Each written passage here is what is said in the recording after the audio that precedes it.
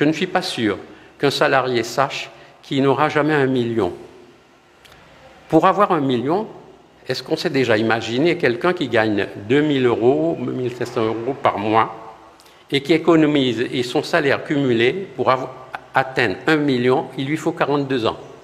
Pour un cadre supérieur, qui pourrait, disons, économiser et placer son argent à intérêt composé pendant de 10 000 euros par an, il lui faut également 42 ans pour arriver à 1 million.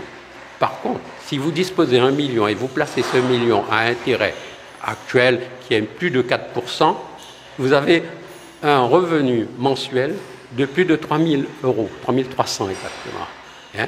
Et si donc vous en avez 5, vous multipliez, vous avez déjà 15 000 euros par mois. Voyez-vous donc la différence entre les gens qui possèdent des fortunes, des millionnaires, il n'y en a pas beaucoup dans le monde, il doit y avoir une cinquantaine de millions, pas plus. De même, des milliardaires, il n'y en a pas beaucoup, il y en a 3 000 environ dans le monde. Eh bien, ceux-là, ils peuvent se dire. Pensez-vous pour avoir 1 milliard, je parlais d'1 million, alors 1 milliard, c'est quoi encore? Donc, vous voyez qu'il y a deux mondes. Il y a le monde, effectivement, de ceux qui possèdent et le monde des gens qui sont contraints de travailler pour vivre. Alors, c'est deux mondes différents. L'un vit au détriment de l'autre. Alors, ces notions de profit, c'est bien ça.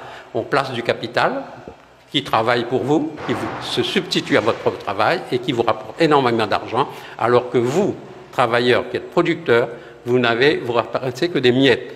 Le problème, c'est parce que ça croît, parce que dans les systèmes tels que les pays développés, les combats sociaux, les révoltes, les contestations ont contraint les États à des actions, de moins des mesures, des dispositions sociales.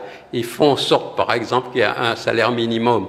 Mais ce salaire minimum, si vous le gagnez, vous n'aurez jamais 1 million après toute une vie de travail. Donc vous voyez, donc, ces problèmes, les gens ne se le posent pas, mais ils votent pour des idéaux parce qu'ils ont une vision, comment vais-je dire, de ce que j'appelle la pensée sacrée.